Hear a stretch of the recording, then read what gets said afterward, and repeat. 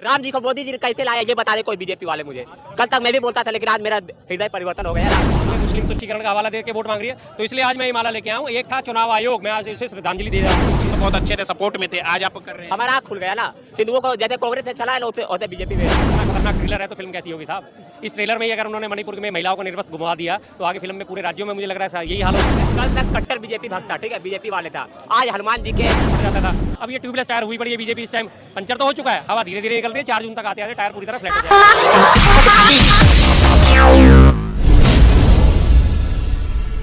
उनके लिए प्रसाद चढ़ा के आया हूँ और ये एडवांस में लड्डू मैं आपको खिला रहा हूँ।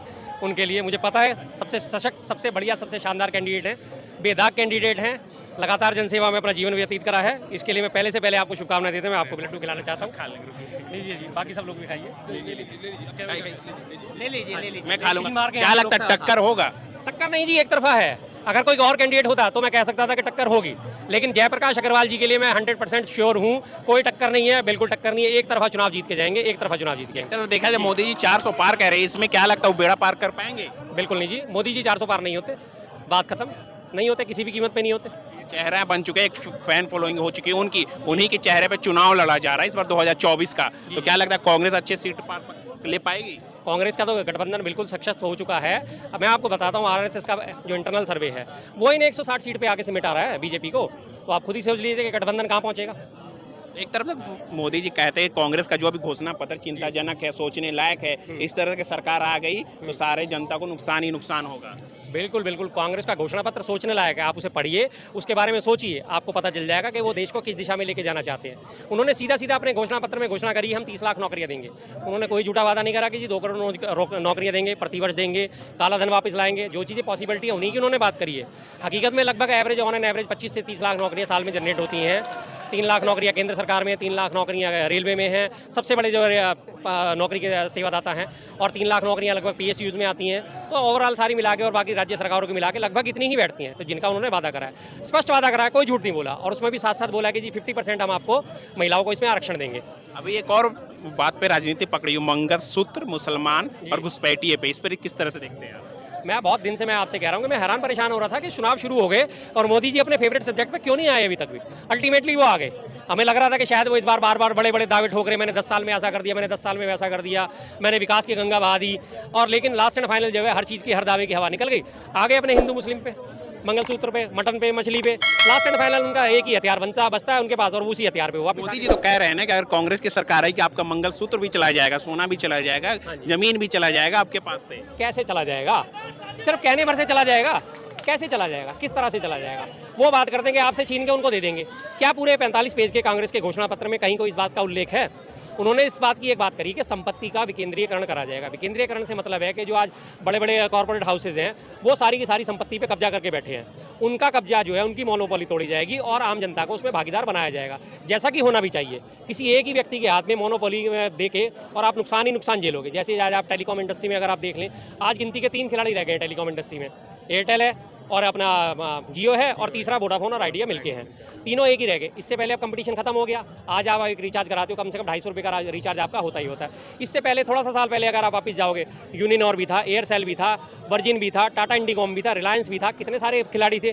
आपकी कॉल के रेट क्या था? मुश्किल से 100-150 रुपये, पौने 200 रुपये महीने का आपका खर्चा बैठता था। मोनोपोली टूटती चली गई और उसमें अपने से अपने प्रोवाइडर में फ्री होता था। टाटा से टाटा फ्री होता था, वर्जिन टू वर्जिन फ्री होता था, रिलायंस टू रिलायंस फ्री होता था। याद है आपको इस छोटी सी चीज़ का?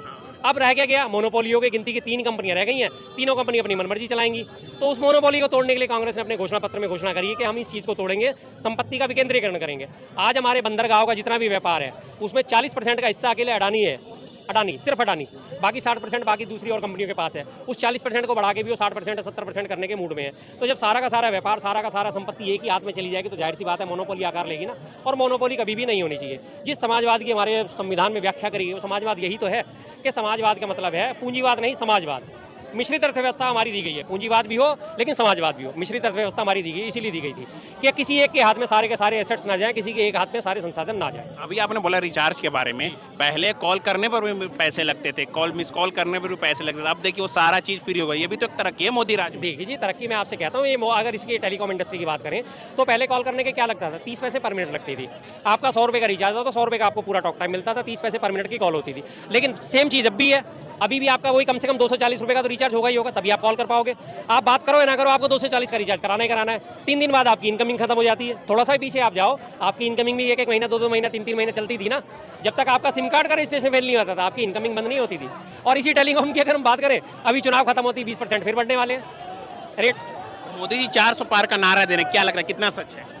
टोटल झूठ है जी। मोदी जी की कोई भी एक आध बात सच से होती है तो अच्छी लगती होगी।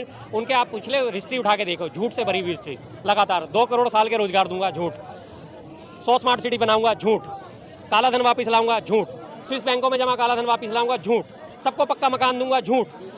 हर घर जल होगा, झूठ। हर एक को मैं महिला सशक्तिकरण दूंगा, झूठ। कौन सा वादा उनका सच्चा हुआ है? कोई एक वादा तो सच्चा हुआ हो जो हम उन पे बात पे यकीन करें। क्या बोलेंगे भाई, कोई वादा सच्चा है?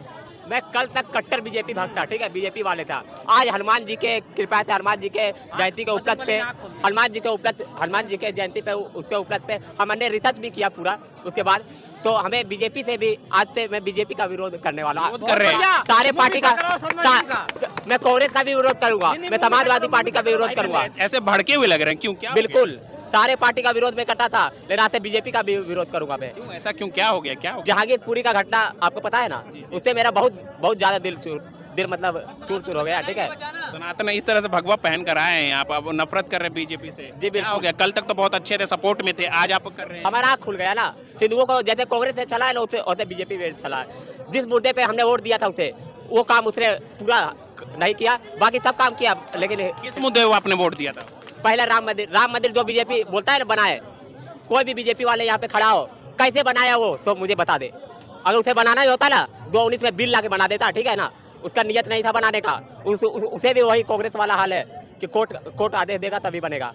मोदी की गारंटी पे विश्वास नहीं है। और जो ये बहुत गंदा राजनीति हो रहा है, जो राम को लाए हम उनको लाएंगे, मैं डीजे बजवा के पूरा एकदम वोट मांग रहे हैं ना, बहुत गंदा राजनीति है। राम जी को मोदी जी कैसे लाया ये बता दे कोई बीजेपी वाले मुझे। कल तक मैं भी बोलता था, लेकिन आज मेरा हृदय परिवर्तन हो गया राम हनुमान जी की कृपा से। मोदी जी की गारंटी विश्वास नहीं रहा क्या आपको? मोदी जी कह रहे हैं 400 पार आएंगे इस बार। अब की बार 400 पार नहीं, अब की बार मजबूरी में मोदी सरकार, मजबूरी में आएंगे वो, ठीक है। रोजगार शिक्षा पर क्या बोलेंगे? क्या रोजगार और शिक्षा पर क्या बोलेंगे? मोदी जी के राज में मिला कि नहीं?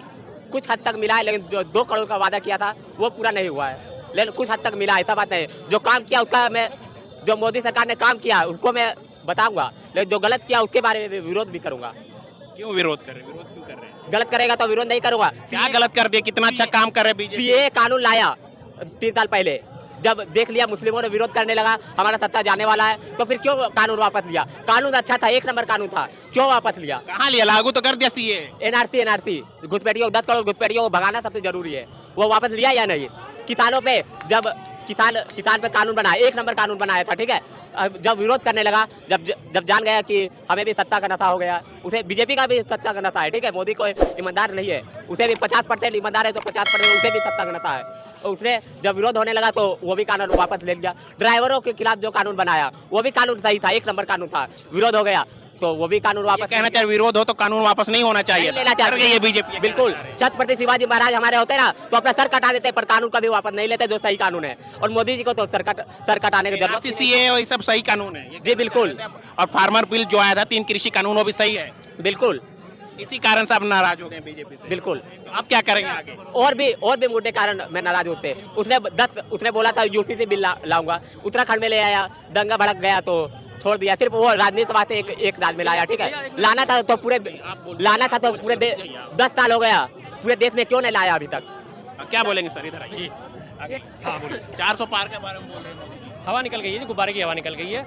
बस आपने देखा होगा ना, आजकल ट्यूबलेस टायर चलते हैं, उनमें जब पंचर होता है उसकी हवा बड़ी धीरे धीरे निकलती है, बंदे को पता नहीं चलता कि हवा निकल गई। पहले ट्यूबलेस टायर नहीं होते थे, पंचर हुआ फटाक से टायर फट जाता था। अब ये ट्यूबलेस टायर हुई पड़ी है बीजेपी इस टाइम, पंचर तो हो चुका है, हवा धीरे धीरे निकल रही है। 4 जून तक आते आते टायर पूरी तरह फ्लैट हो जाएगा, छुट्टी। मोदी जी एक और बात कह रहे हैं कि मैंने जो भी किया 10 साल में, एक ट्रेलर है, पूरी फिल्म बाकी, अभी और तीसरी बार आएंगे तो अच्छे से काम करेंगे हम।